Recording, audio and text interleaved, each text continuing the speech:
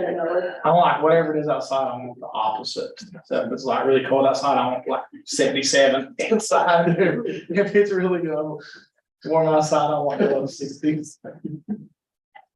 All right, we are live.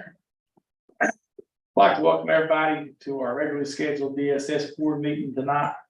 Just a reminder that those in attendance, please silence your mobile devices. And I'll ask Commissioner Harding to lead us in our invocation. Let us pray.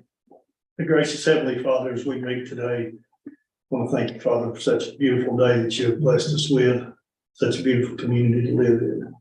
As we prepare for tonight's meeting, Father, I ask that you would be with us, that you would guide us to make decisions of this county that involve our citizens and especially our children. These things we ask in your name. Amen. I ask our clerk to lead us in the pledge. Luke, pledge.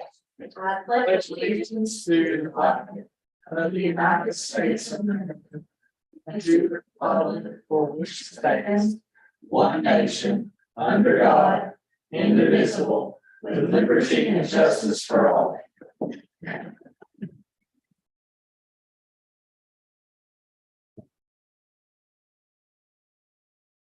Item number 5 is the ethics awareness conflict of interest reminder.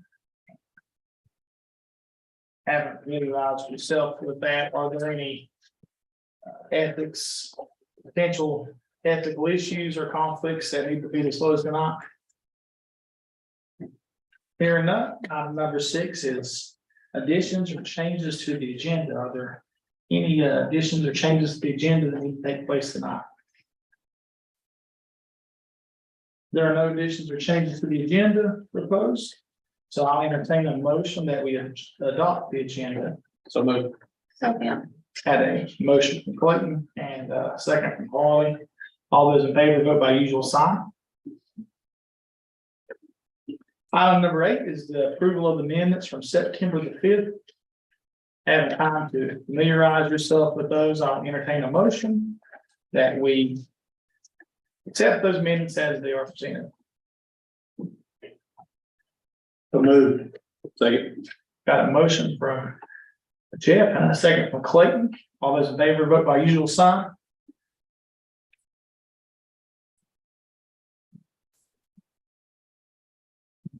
Item number 9 is our presentation reports. I believe we have Mrs. Jennifer Garland here tonight with us to provide us with an update or report on energy assistance, our yearly report on energy assistance. Yes.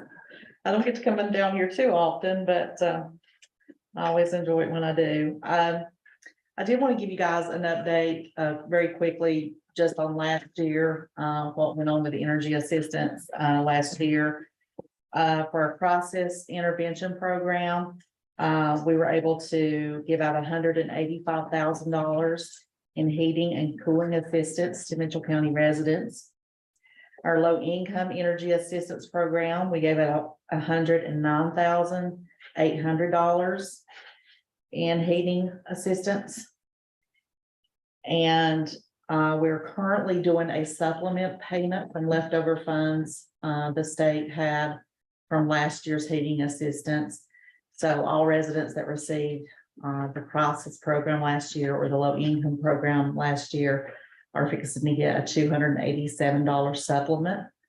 And that total for our county was $109,500 to assist.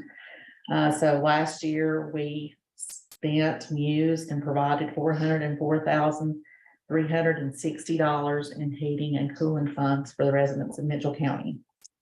That did not include the water program that we ran temporarily under the COVID waivers and all that, and some of those extra special programs that we had. And we gave out $43,000 in water assistance funds to clients as well. That program did end in May. There is a supplement fixing to go out as well on that. We'll talk about that in just a minute.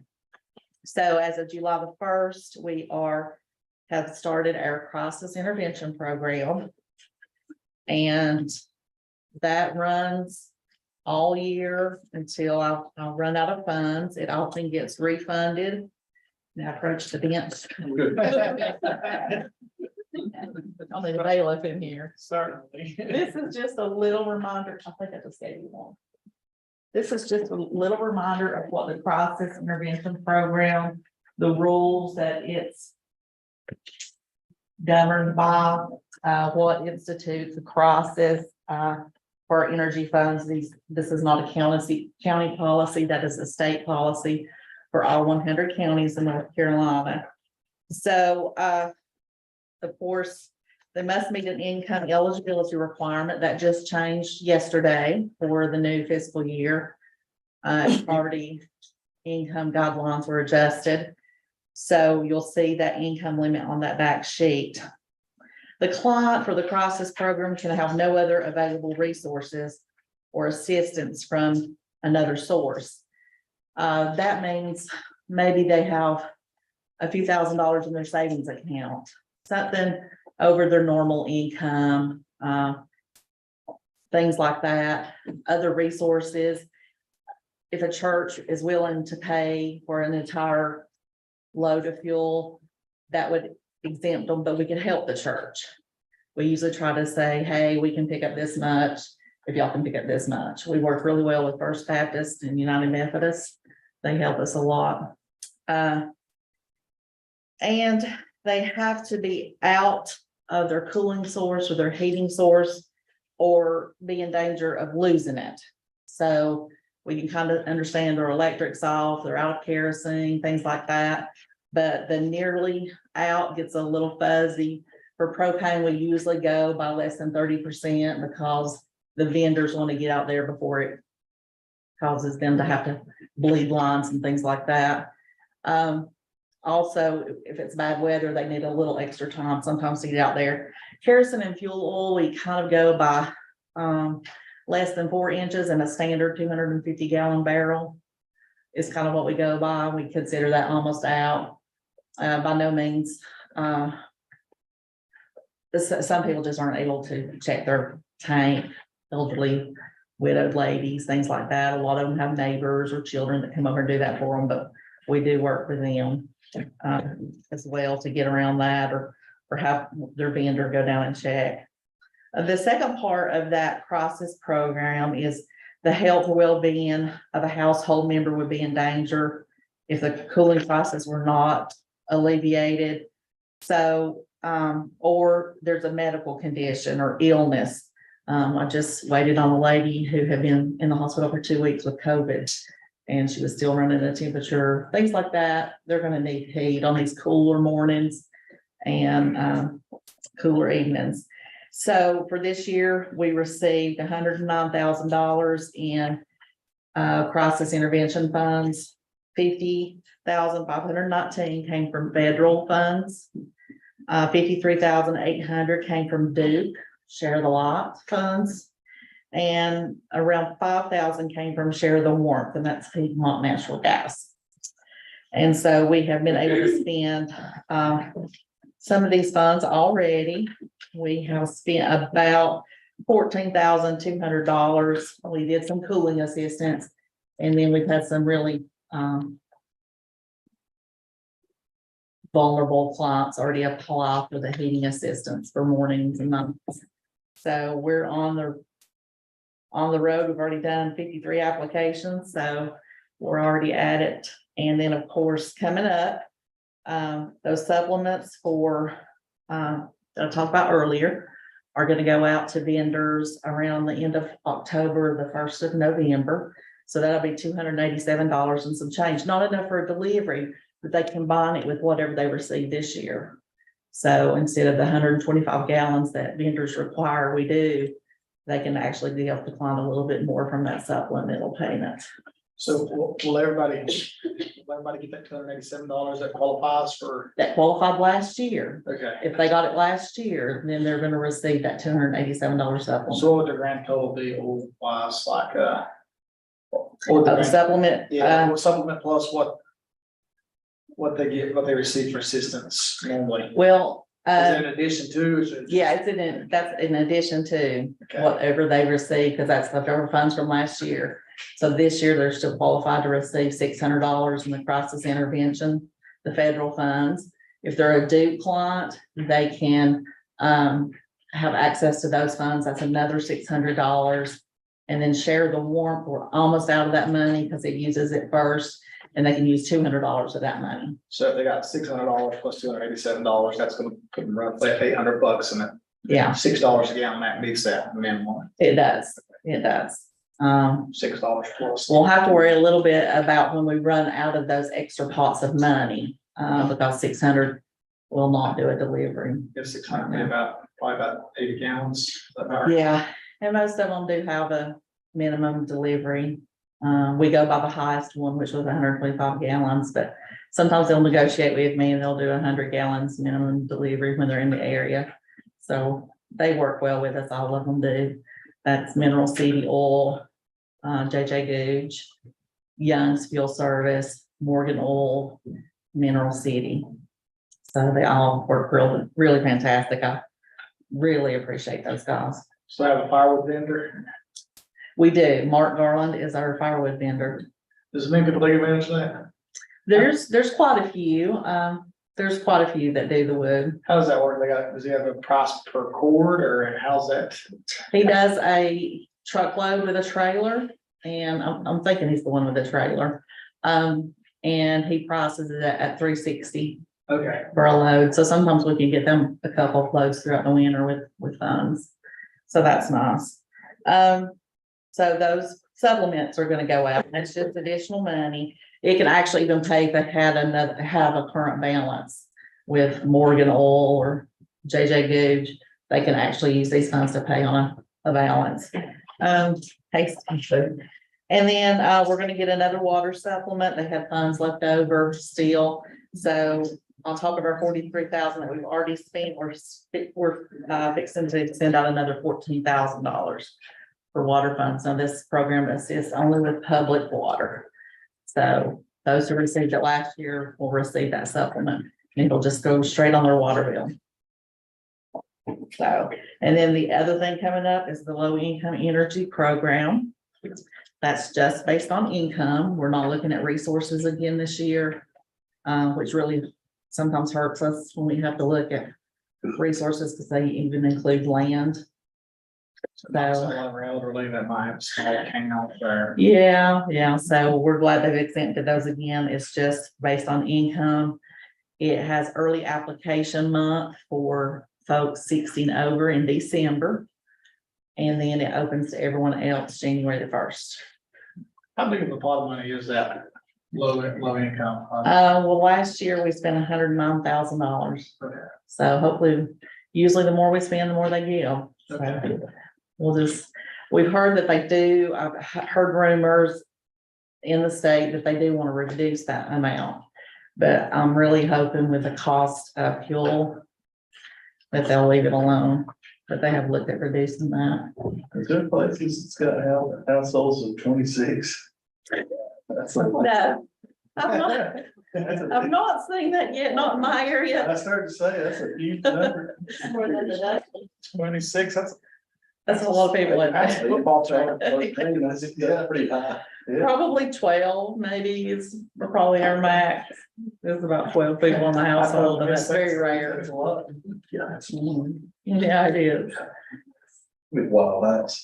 Those flyers are something I like to send out to churches, schools, whatever. So if y'all want a copy emailed to you, just let me know. Take some, lay them in the foyer of your church or whatever. Put them on the.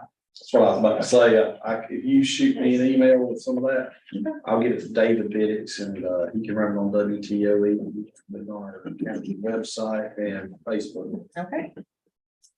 Any questions? Okay. Well, thank you guys for letting me come down and tell you about our energy program. It's our favorite. I will mention that we do have a new energy worker this year. Her name is Natasha Wilcox, and she came over from Medicaid. And she's really doing a fantastic job. It's letting me kind of step back and do the business side of it instead of the applications so much. But we're glad to have her on board, and thank y'all for opening that position and allowing that. I appreciate it. Thank you. Thank you.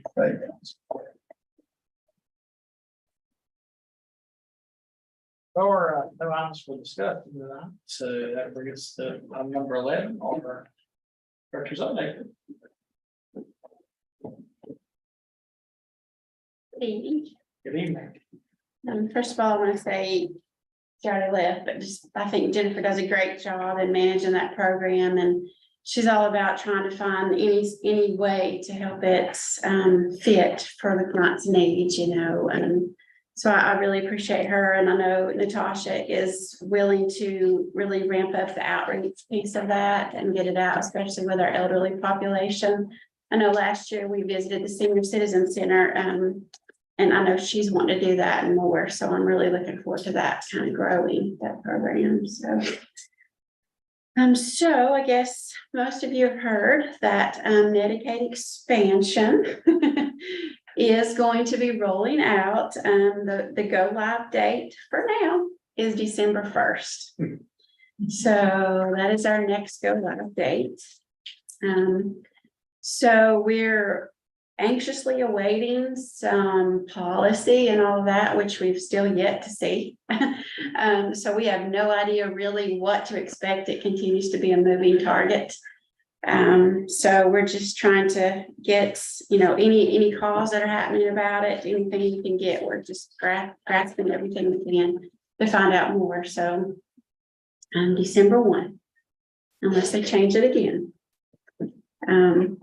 Something else that we've also been kind of working on is the new screening tool. And I know I shared that at the last meeting. We had all of our staff that had to go attend the training really quickly. They were sending everybody down. It had to be completed by the end of September, because it was, no, by the end of August, because it was going to go live September 1. And then I got a phone call on a Saturday evening saying, sorry, we're not going to go live.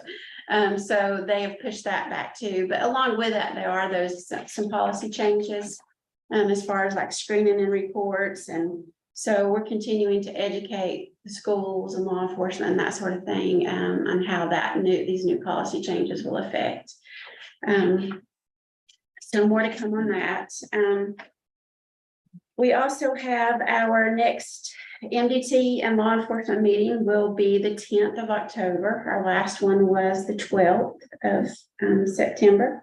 So those continue to happen. And, you know, the MDT team, I feel like it's really growing. I mean, there's each time we meet, it seems like there's more people and even better discussion. So once again, I invite you to participate in those when and if you can, because it's some really good information. And that is the MDT, if you've forgotten, it's more directed towards our adult population and our elderly. So we have our senior Tar Heel there, we have VIA there, we have the EMS there, we have communications there, we have hospice there, Kathy with Senior Citizen Center, transportation. So it's just a lot of good discussion and gaps in the community and ways that we're trying to address that. We have our next CCPT. This is our Community Child Protection Team meeting. It is set for tomorrow. I was planning on covering that, but I have since decided to attend a training in Jackson County, which is a ways down the road. However, it's regarding adoption assistance and 4E eligibility. So Sean was able to attend the last one and I was not. So I wanted to kind of do that while I could, because those don't roll around too often. So Don't want to see CPD meeting more. Sean's going to cover our CCPT meeting. Yes. And Mr. Brandon Birchfield will be there as well. So I know he was out the last time. So we will be doing that tomorrow for that one. And I think as far as my updates, that's all I have for now. Unless you guys have some questions for me. 3:30. At the office. Yes. Yeah. Is Brandon right fixing to be on that now that he's retired and that the court's corpus?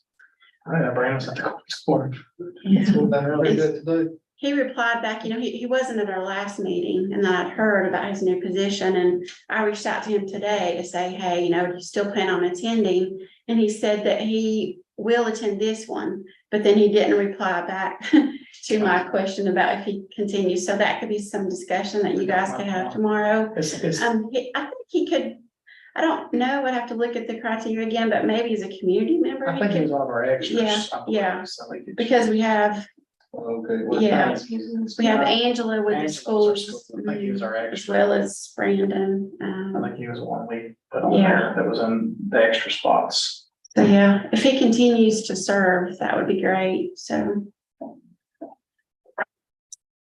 I think he could, if he wanted to. And I know that the health department folks will be there too for the child fatality review team. Immediately following. Any other questions, sir? Wendy? All right, Sean?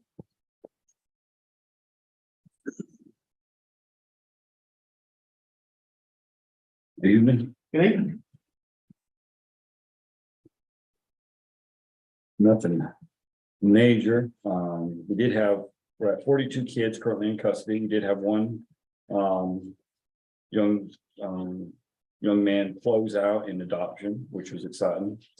And we also took another child into custody. But we got one adopted in September, so that was exciting time for not only that family, but for our staff as well, because they've been working hard to get that to happen. We still got 7 kids cleared for adoption. All of those kids are continuing to have some behavioral challenges, but there's actually a sibling group of 2 that's in a possible pre-adoptive placement, working with therapists, working with that family. Hopefully that'll end up turning into a permanent placement for them. Sean, I'm sorry to interrupt you. I'm missing my numbers on your. They were, yeah, we emailed them, sorry. Oh, there we are. Thank you. So, and we still got one case that's on appeal. We actually heard back from the appeals court. They kicked it back to our local court, to make some technical changes to the order. That was addressed last month, at the hearing in September. So those changes are being made, and those are more of a technicality. They'll be getting, I guess, sent back to the appeals court, and then we should have a finding on that. And once we have that child should be adopted fairly quickly, as that child's already in a pre-adopted setting, so. Out of county placements really haven't changed. We're still at 25, in county at 17. We do have 3 families currently in the licensing process. We're currently sitting at 11 foster homes in our area. We had one that they allowed their license to expire. They just didn't. There were ones that had, I'm not sure what their backstory is, but they hadn't fostered for a little while, but they were just they were there to support us when we needed to, but didn't want to continue. So, but we still have three in the pipeline, which is exciting. Reports that came in for September, we had 14 CPS reports that came in. 9 of those were screened in. At the end of the month, we are still working on 15 open cases. So it's been very busy as far as assessments and investigations. We've had some very challenging cases recently, very difficult cases involving a lot of different moving parts. So our staff have been really working hard on those, making sure that we do what we need to do on some of those difficult cases, make sure that we haven't missed anything. Our in-home cases have jumped up, so we're currently at 6 families in the in-home services. With APS, we had 6 reports last month, 4 were screened in. We have there's 5 open cases still in assessments. And then we were providing case management services to 7 adults in our community. Sean, on your in-home, is that where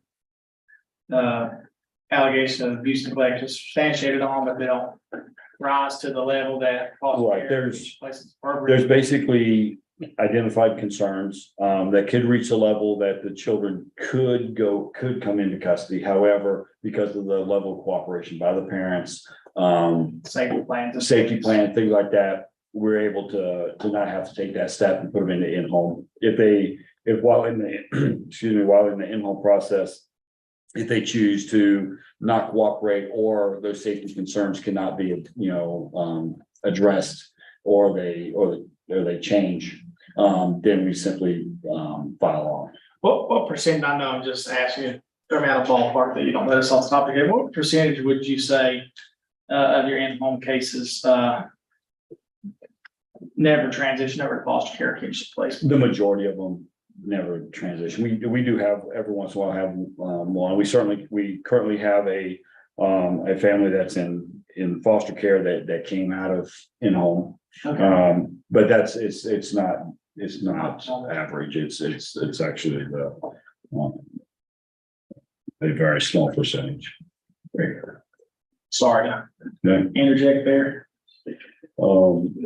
APS, 6 reports, 4 were screened in. I think we went over some of that. 7 case management, so that is families that we're working with, just on that they've agreed to services. We're out there trying to support them in the community, support them in their homes. Special assistance, we're still serving 2. Representative payees, we have 12. Guardianship, we have 12 that's open. Then we have another 4 that we've contracted out. So, we're still got quite a number on our books with the guardianship. We're pretty pleased with our vendors as far as I know we hired one to manage some guardianship. Right, we have 2. We have one that does the guardianship, which is the ARC, and then we also the child subsidy. We're pleased with those vendors and how that's working. So far.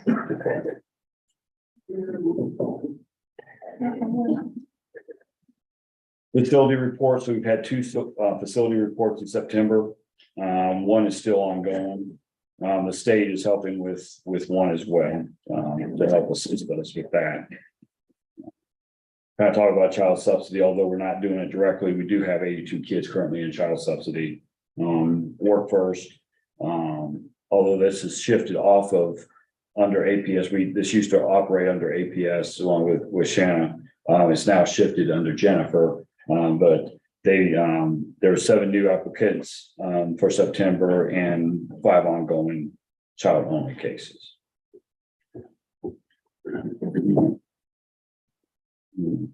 Questions? We do have a change. I know that Tammy had forwarded down some information as well, but starting in November, there's some rate changes, and Tammy will go into those as far as board rates and stuff. But another change that the state made, which came out of nowhere, we didn't even know it was happening, was that they're going to start subsidizing kinship placements, which is a great thing. Wish we would have known about it, we kind of prepared for it, but we didn't. No one in the state was prepared for it, but it's not, basically it's the board rate that foster care gets that's cut in half. So just for example, So it's half of what a foster parent. it'd be half of what a foster parent. So a foster parent, a licensed home, right now would receive, for a child 0 to 5 would receive $702 in a licensed home. So, yeah, so a relative would receive half that amount. They don't have to become licensed. All they have to do is be blood relative within 5 degrees. So that does cut out, there's different relative definitions. The federal basically definition is basically anybody the family identifies as a significant person in their life. So sometimes family members will identify, well, that's my grandma, that's my aunt. And well, they may not be blood relative, but it's just a significant person. So pretty much everybody's gonna get it. Well, the state excluded those types of people. Okay, So basically, there's the federal definition, the state for the reimbursement came in a little closer, and it has to actually be a blood relative. And within 5 degrees. So it still does provide quite a number of our kids, our families that are relatives that are supporting kids will be able to get some assistance, which is great. really helpful for our parents. I didn't understand or like you did that state pays half of that, we pay half of it. Correct. So it's half that amount, then it's half, then that's split again. Yeah. So that's $351, under the, I ain't thinking, man, Clayton. 1 second, I'll tell you. 175.50. There you go. So, but Tammy will go into more details as to the impact on the budget and things on that, but that's kind of where we're sitting right now, gearing up for that. It's officially supposed to start on November 16th. The reason that date came up was kind of random is it was 60, I think it was 60 days or 90 days from when they passed that bill. So that it kicked in. So that's the reason for the odd number. That'd be a part of the budget amendment, not, I believe. Hey, Sean, do you think this will have a positive effect on being able to keep kids placed in county and keep them with relatives? You know, we've never had a situation I'm aware of where a family said, we can't do it because we can't afford it. What we've always heard is, we'll make it work, you know, and that's what we've always heard. So I don't think it's going to, in a sense, change that. What I think what it will do is it will help, you know, given our current economic situation, kids are expensive. And taking on a kid that you're not going to get paid for, and you're just going to try to stretch whatever dollars you have, they don't have to work so hard on doing that, which is huge. And so I'm, you know, thankful that our families are not going to have to struggle so much because they're willing to step up and do something, and take on that extra responsibility. So, that's exciting for them. And so we'll just, keep doing that. You know, that's always our first avenue is, can we get them with somebody that they know, particular relative? And we've had a lot of success with that, and those that adoption that just took place was actually ended up being a kinship adoption. So that kid not only got adopted, but he gets to stay in his family. And so that's big. Sean, did you tell us today that there's a push in the legislature to expand those kinship requirements? Yeah. And we could be looking at that. Yeah. So I talked about that federal, you know, the federal definition is kind of out here, and then the state definition for this particular thing kind of narrowed. The state DSS had been pushing for the federal kind of definition for kinship for this. That when they passed the law, they actually narrowed it down, but there's still a push to try to broaden that back up. So at any given time in the future, we could see an expansion of that definition, at which time, of course, we could end up with more families that are going to qualify, which obviously is going to impact as far as financially, there's going to be more responsibility financially on that. But because right now, if you look at kids that are identified as kinship, only about half of those are actually going to be blood kinship. Gotcha. So for us, if you know, you're looking at 50% of what's actually kinship. So if you know, tomorrow the state comes up, it goes, okay, now it's going to be the federal definition. We just went out 50%. So, I mean, there is a potential financial impact on us long-term on some of that, but that just, again, those are discussions that's taking place, and there's always a lot of discussion, but then sometimes out of the blue, you get a notice to the letter, and it says starting yesterday. It's Which definition do you guys go by? Federal, state, or you mix a little bit? well, for us, you know, we look at kinship, I mean, we identify kinship, we use the federal definition, you know, and that's usually what's acceptable, you know, at that. So, but when it comes to being able to identify who gets this, you know, reimbursement, this monthly reimbursement is going to have to be only blood relative families, which we're going to have to make sure that we investigate that, because again, if we don't do it right, we're going to end up paying another situation where it's potential impact. So, but I feel confident we can do it and do it well. So Thank you. Thank you. Thank you. Ms. Tanny. The lady with the money. So I've got a few budget items to discuss tonight. One, I'll just give you an update of where we are 3 months in and our expenditures. We should be at 25%. We're at 22%, almost 23 in for all programs.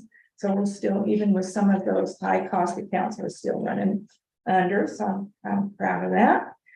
Our revenues, we're only 1 month in, is just has only been posted. It was a high revenue amount of 204, a little over 204. Next month will be August revenue. It's sitting there ready to be posted, and it's 214. Now those amounts are high, and the reason they're high is because we've been operating under an uncapped budget. So those funds that we're pulling from the legislature and the budget haven't passed, and all those funding authorizations have not been posted. So this is our 3rd year that we've seen this slow budget passing. And so we will have very low revenue probably next month, and maybe a draft out of some of those revenues. That's just a side effect of not having a budget passed. So we'll be watching for those, and we were covered well last year from that. Tanny, I have a question, as far as pulling down like federal, state bonds. I know, you know, our overtime budget is in pretty rough shape, for some extenuating circumstances, but when and I know that 2 social workers can't code the same kid at the same time, correct? No, they can't, They can, so I guess my question depending is, on their activity they're doing. when there's supervision, like long-term supervision of a child taking place, is that time able to be, are we able to pull any federal dollars down for each hour that passes? So that depends on that case. So Okay. it depends on what activity they're doing.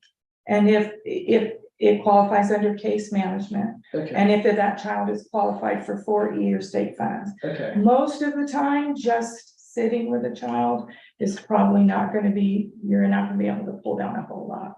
But we've been pulling down, and we most likely have exhausted some of those funds they're quarterly funds that I'm talking about, that they take back will be the quarterly funds. so a child has a quarterly allotment that's in. Well, those buckets do. Okay. So there's FFBG dollars that we've been pulling from those uncapped. Those generally are APS dollars, and then 40 in state dollars. I guess what I was driving at is, could we offset some of that overtime by pulling down some? It doesn't sound like, No, we get what we get. We'll just use it more quickly. okay, So we just get one funding authorization for those different all right. every year based. I mean, it's not negotiable. I wish. All I had. But they do say they stay in the federal, they're supposed to look at the overcoding, so when you do spend it, if you're still need to code to that funding source, do it so they can see that you're over exceeding your funding and look at possible increase. Okay, Does that help? Okay. So we're gonna experience a payback of those cap funds in the next month's revenue, so we're prepared for that for the 3rd year. The new budget items that I want to amend are obviously overtime. You're gonna see that in the next meeting. But I was able to move some money around in the current budget to cover that cost. So that'll be a balanced budget. In addition to that, those energy accounts will be amended based on those allocations that Jennifer was talking about. Because when we first do the budget, those are all based on estimates, and then those allocations start coming down, and we start having to amend those every year. But those are dollar for dollar reimbursed. looks like we're burning through our guardianship housing pretty quickly too, is that So unforeseen? I'm not comfortable right now with amending that account yet, because we are doing reports back to the court on what we spent, and we're actually receiving funding back in. Okay, So when that is exhausted, then I can look at it and say, can we move some money in there? What's our cost going forward from there? So I'm just leaving that one alone if you don't mind. sure. Okay. I was curious, So and then, plans for that. yeah, I know that looks real high too, so we're watching that close. So in talking about foster care and this kinship extra money we need to add into the budget. I do want to note first that after we prepared our budget here, the Senate also passed an increase in regular room and board rates. And that was effective 7/1. That was approximately $129 increase per child in custody that we paid room and board for. County portion, 129. No, that's just the county portion would be depending on if that child was 4 years state. Be 50, if it was a state child, it'd be close to 80, if it's a 40. Okay. That being said, I didn't see a need to do a budget amendment based on that increase in hopes that I had set the budget close enough that we could absorb that room and board rate. So that being said also, so now with this kinship cost that's come down effective 11/16, I don't think we're gonna be able to absorb it. So I did a budget amendment, sent it on to Mavis, and I'm sure you will see it this evening, to add approximately 20 kids to, at the highest rate to the budget at that kinship cost. So that will account for an extra 72.9 in the budget, but half of that will be reimbursable. So that 79,000 is not just all kinship. So no, we will experience 50% of that back in revenues, which is also in the budget amendment. If we find we're not using it, we could always, and we're getting tight on room and board, where we experience that increase, we can move it over and use it for that. But that's my thinking behind the budget amendment that you're gonna see later this evening. Do you have any questions around that? I base it for about 20 kids, and also using the possibility of them expanding that criteria. I want us to be braced and in place if that should happen. What our cost 41,000 For, that budget amendment for. I think it was something, it's the board of commissioner stuff, Mavis' report. Some like it's 41.5, somewhere. So might be energy accounts, I'm not sure, that's, I think it came under the kinship placement. I think it was on 72. There might have been a couple of other things in there, Tammy, yeah, but I think it was like 41 and some change. yeah, I moved some money around.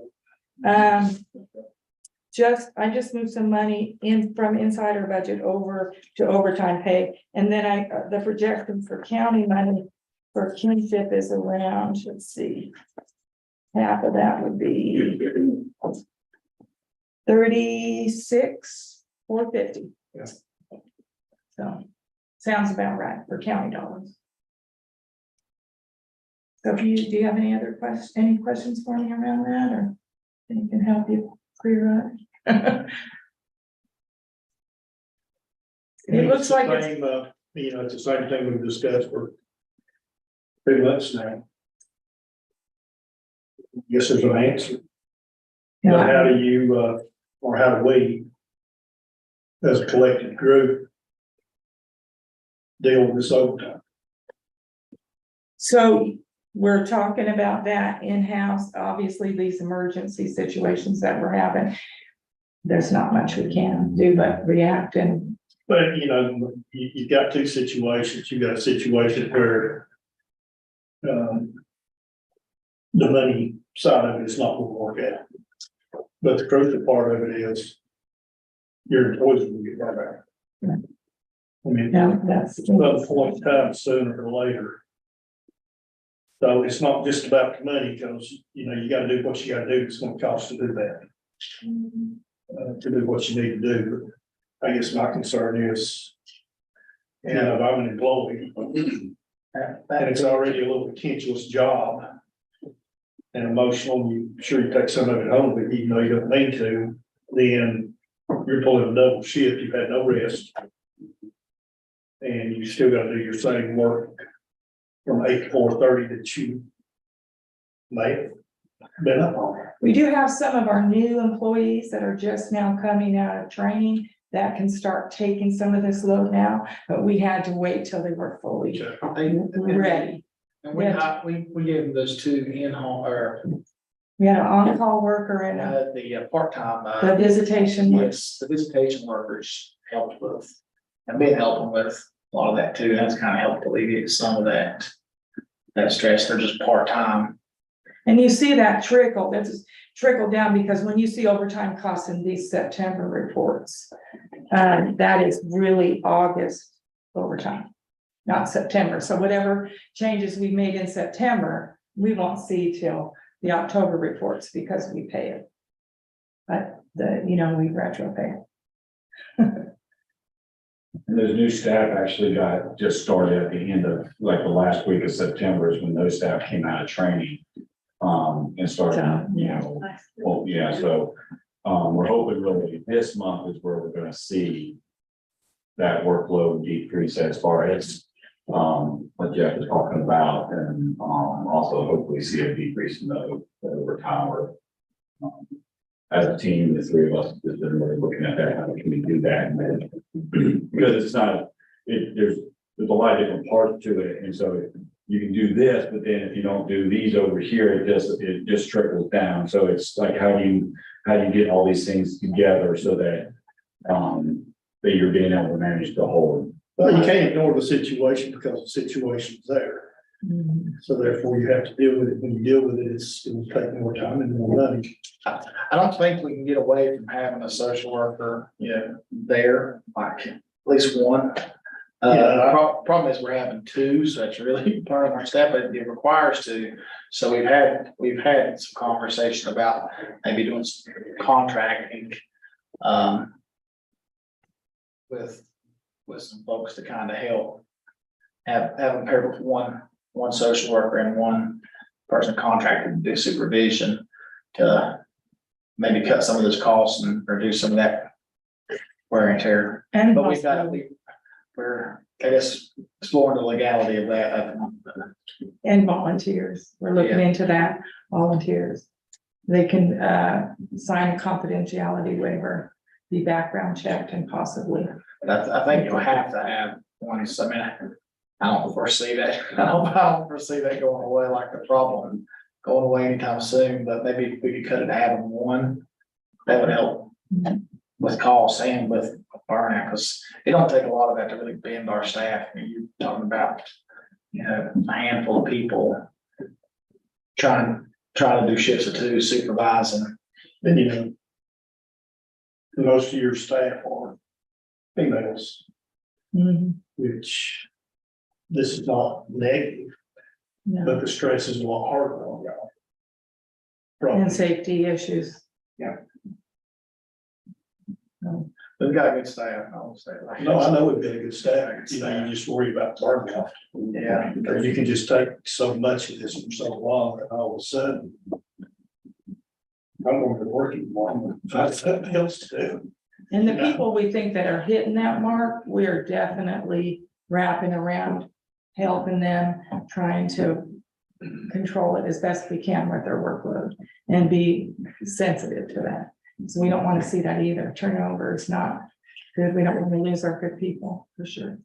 I think we can find some people that'd be willing to contract to come to the office and do that. We just. It'd sort of be like respite care on call. You kind of- I can not right to the house, you're gonna get to help us a little bit up here. I kind of compare it to our substitute list in school. We have a substitute list people we call. So that are people that are background checked, have a, short training. We call when we need them. So we've kind of discussed that a little bit. We're gonna explore that a little more, see if it's legal and doable. At least out of one of the two, Yes. that's required to be there, 2 minimum. Okay, Good questions. Well, Those good answers. you gotta be concerned about it. yeah, I agree. Any other questions or concerns? Appreciate your time.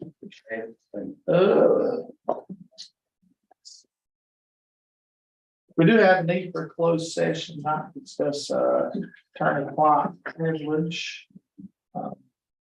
They can move to go on the closed session. Second, Attorney-client privilege. I think we'll invite everybody that's in the room. Right.